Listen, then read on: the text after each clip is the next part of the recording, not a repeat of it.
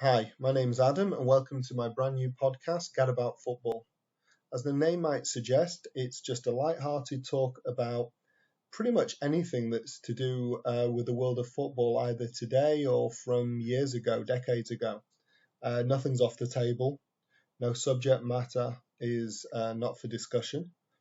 And I want to start this by talking about one of the greats of the game who just left us, Diego Armando Maradona, who died at the age of 60 just yesterday. A man from humble beginnings who rose to be king of the world, considered the greatest by many, and led to a lot of arguments by others whether he was better than Pelé back in the day. Since then, we've been gifted Ronaldo and Messi into that mix, as well as Zidane and Ronaldo, the Brazilian version, as well as a host of other greats. Now, what I want to discuss today, or want to speak about today, and gauge your opinion in the comments below, is what is Diego Maradona's legacy? And how would that change depending on which part of the world you're from or your allegiance, either through club or country? What do you think it should be? Because it's no secret, and pretty much all of you'll know what I'm going to say next. This is undoubtedly one of 3, 4, 5 players that have ever played the game to be considered the best in the world of all time, the GOATs. Now, this is tempered by the fact that he's had a very tumultuous life off the pitch and has been, at the very least, a scallywag on the pitch. And so, which part of Diego Maradona do we take away with us? What do we remember?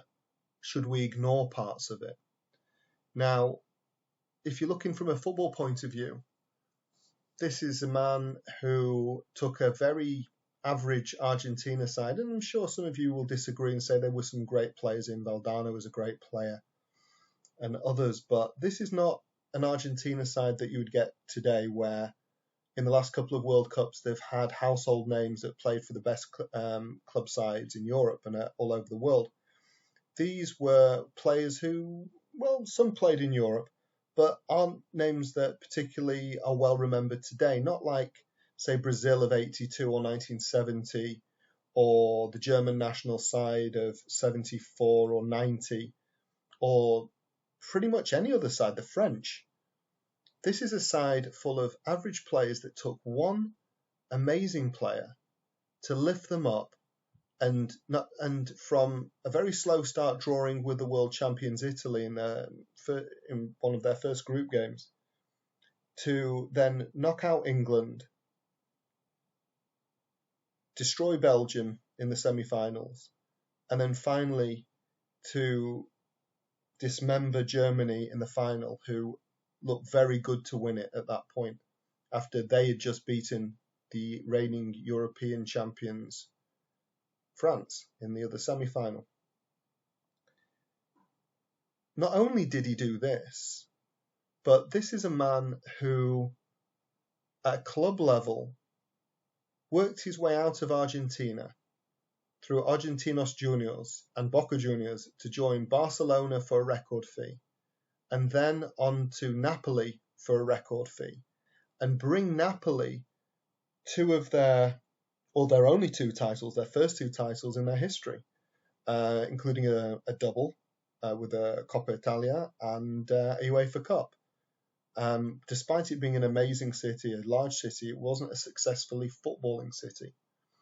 But he's revered there now as some sort of god, as well as in his home country of Argentina. And, you know, if you look at the goals he scored, it's not just the fact that he got 312 goals in 588 club matches, or 34 goals in 91 matches for Argentina as an attacking midfielder. He was a man who also had the silkiest skills, the dribbling, the balance with a low centre of gravity he had. I think he was just 5'7", And he just did things, magical things, the things that Best would do, the things that Pele would do, Eusebio would do, Cruyff would do, with such ease, such grace, and with a leadership and passion to win that was unmatched in the game. I mean, we look at people like Roy Keane, Brian Robson, Steven Gerrard, these players. I'm sorry, I'm a bit Anglo-centric. Franz Beckenbauer. And we look at these players and we see a will to win, but he had something a bit more than that. He had a spark that was like the soul of Argentina. Something that was just, he would do anything to lift the World Cup, to win a Scudetto, to win a trophy. Now, there's this Diego Maradona, and then there's the Diego Maradona who, and maybe this is just an English hang-up, who cheated against England with a deliberate handball that helped him win the game 2-1, despite the fact that the other goal he scored is revered in England, as well as across the rest of the world, as the greatest goal of all time, certainly in World Cups. But not only that, in 1994 he disgraced himself by testing positive for substance abuse. Maybe it was to get his weight down, maybe it was to get himself back in a fitness level that he could help Argentina win the last World Cup that he would play in at the age of 33 in 1994. So that's that will to win at any cost, that risk to reputation and being banned. He'd already been banned when he was playing for Napoli for testing positive for banned substances. He was banned for 18 months, which essentially ended a very successful career in southern Italy. Now, even if you just considered that, what about what he did off the pitch?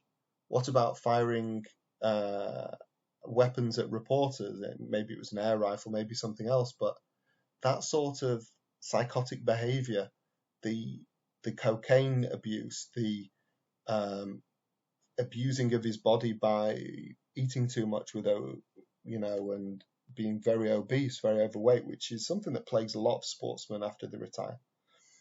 And just, you see the man when Argentina scored in the last World Cup, I think it was against Nigeria, and the look on his face, the psychosis, he was a lost soul then, just 2 years ago. And the only thing surprising about him passing away recently is why it didn't happen before. Not that I would wish it on him or anyone, but this is a man who reached 60 with a heart that was 20% active about 15, 20 years ago when it started to fail him. This is a man who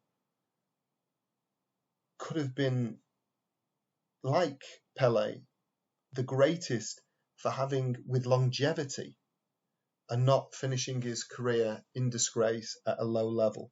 Even when he played just before the 94 World Cup, he'd only played a handful of club matches at that time. So, what are your memories of Diego Maradona? Is he someone where we should forget what he did off the pitch and all the misdemeanors and sometimes felonies that he committed on the pitch? Should we just focus on the soul of the nation that Maradona was as the captain of Argentina, as someone who came from terrible, humble beginnings on the outskirts of Buenos Aires and rose to fame because of his ability, not because he was a bit crazy, not because he did things that were illegal. If you remember the '86 World Cup, there weren't that many countries apart from England who seemed to be talking about what he did. I think maybe Europe or European nations thought it was out of order, not appropriate for him to have bundled the ball in with his hand against England. It was against the spirit of the game. But that wouldn't be the attitude from countries in South America, Latin America, who maybe not only saw it as an act of cunning, which is a fact, they saw it as something clever to do, that something that only a really intelligent person would do, a maverick. But also it was a spitting in the eye of the gringos of the old world, of a nation that was at war with Argentina just 4 years before over the Falklands, and Argentina had been humbled then. So you tell me in the comments below, what is Diego Maradona's legacy? Is he a GOAT and he should only ever be considered a GOAT of football, the greatest of all time? Or is he someone who we should have a balanced opinion of what he did negatively on the field and off the field, as well as his undoubted influence and ability on the field? Or should he be someone who we should completely reject because of the negativities, because of the bad things he's done on and off the field, and we should just feel sorry for him? Thanks, and I'll catch you on the next podcast.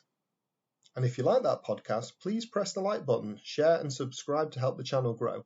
Thanks for your support.